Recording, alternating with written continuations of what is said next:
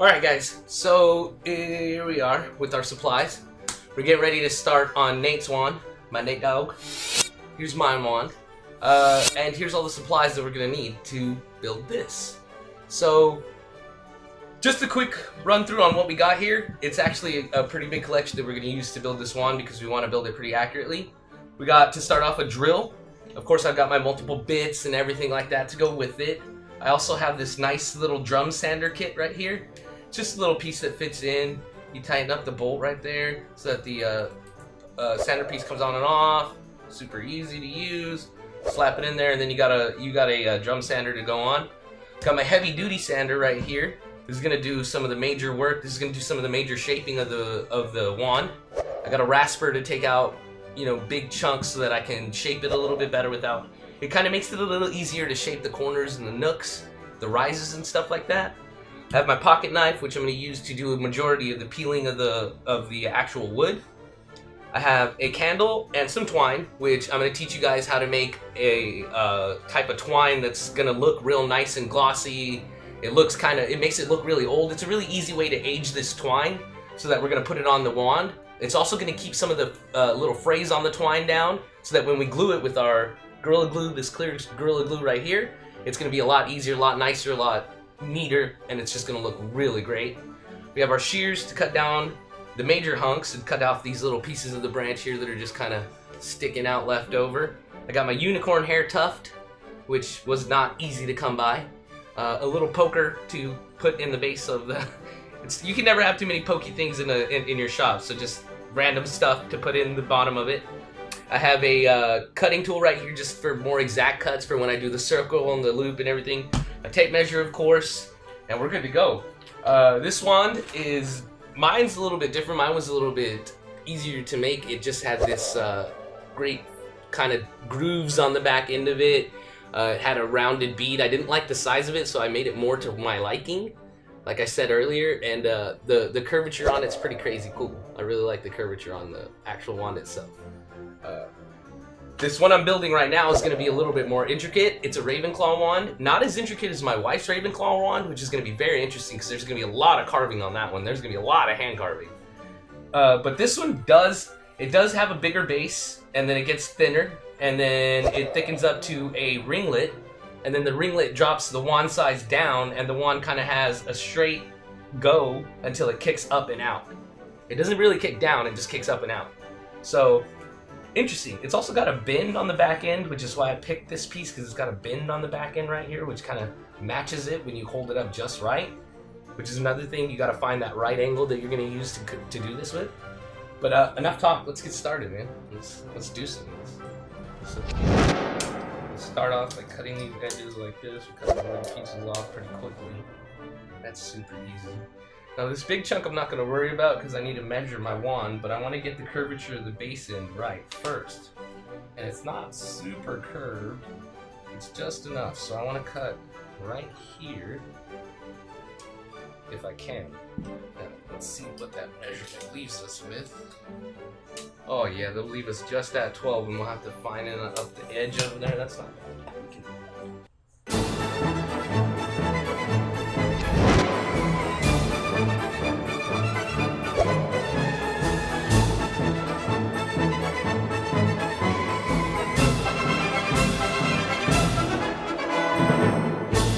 Now comes a part that's probably more difficult than anything in making these wands. Now you gotta find the wand in the stick. I know that sounds weird, but you can't just start carving and be like, oh, it'll show up. No, you gotta actually find it, plot where you're gonna put things, draw them down, and see how they come out. So, for starters, we only have about a thumbnail's length on the bottom to go around for where the rope is going to go, and it's literally about a thumb spot big, so that's what we're going to go with. Thumb spot big right there. Okay, and then the length of the wand really depends on the person's hand. Now my hands are bigger than Nate's, and I know that for sure. Nate's the kind of guy who I feel holds his wand like this. He's a very straightforward kind of person, so I feel like the ringlet needs to be more about right here, so we don't have too big of a distance between the actual handle and where we're putting the ringlet. So the ringlet's So now we're looking at this. That means that our bend after it, the ring's only going to be about yay big. So our bend after it's going to come down. So we're going to shadow some of the stuff that we're going to take out. And I know that it's kind of hard to tell from there, but I'm going to turn it around and show you what I'm talking about in just a sec. So what I'm talking about is the way I have it. When you look at the wand from this way, how you're going to have, I'm going to use these as my base markers. If you look at the wand that way, you're going to see a little bit where you can take out, where you can actually curve it. But you got to remember, you got to do it in a circular pattern. So this isn't final note. This is just a note on what you need to do. Very slowly, very carefully, get a circle around it. So just follow your own cut line.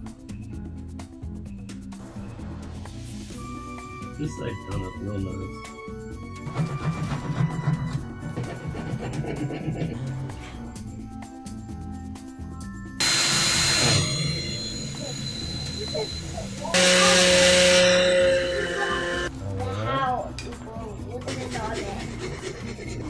Alright, what we're actually doing is finding the actual shape of the wand here. See, it starts off, it's got a little bit of a rounded edge, you know? And then it kind of goes into this bevel where the rope is. It's got a divider, and then it comes thicker, thinner into the ring. Well, it's still a while, buddy. What?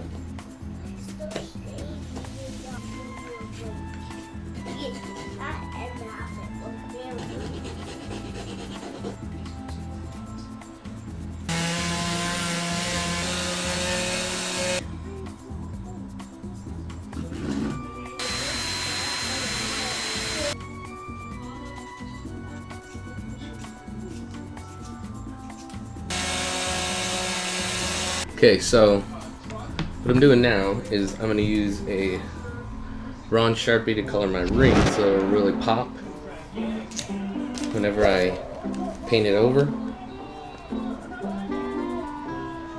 I want it to be real shiny, like it's metalish almost, but basically enchanted is the look I'm going for.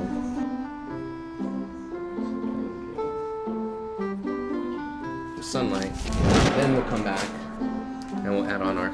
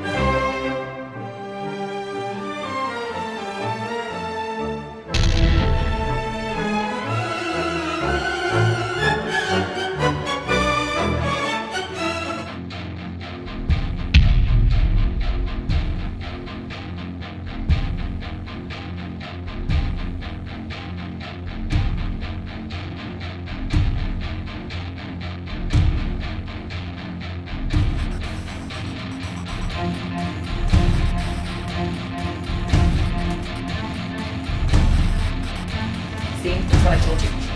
All I have to do is give him this plus the battle